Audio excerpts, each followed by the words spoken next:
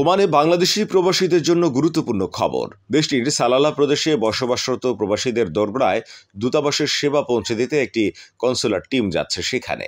এক বিজ্ঞপ্তিতে বাংলাদেশ দূতাবাস মাস্কাট জানায়, আগামী 1 থেকে 4 অক্টোবর পর্যন্ত সালালাতে যেসব প্রবাসীদের পাসপোর্ট ও ভিসার মেয়াদ শেষ হয়েছে তাদের জন্য অগ্রাধিকার ভিত্তিতে এই বিশেষ সেবা দেয়া হবে। এরই মধ্যে প্রতিদিনের নামের তালিকা প্রকাশ করা হয়েছে দূতাবাসের পক্ষ থেকে। তালিকা অনুযায়ী প্রতিদিনের জন্য আলাদা আলাদা লিঙ্ক রয়েছে। আমাদের এই নিউজের ভিডিও ডেসক্রিপশনে দেয়া লিঙ্কে প্রবেশ করে যা আপনারা দেখে নিতে পারবেন। দূতাবাসের এই তালিকা প্রকাশ পদ্ধতি প্রবাসীদের অনেকটাই ভোগান্তি কমাবে। দূতাবাস জানায়, যাদের নাম তালিকায় আছে তারা যেন নির্ধারিত দিনে নির্দিষ্ট সময়ে এসে এনরোলমেন্ট করেন। প্রিয় প্রবাসী, আপনার নিরাপদ ভবিষ্যতের জন্য অর্ধেক দামে আজই ফ্ল্যাট বুকিং করুন। ঢাকায় প্রবাসী সিটি দিচ্ছে সীমিত সময়ের স্পেশাল অফার।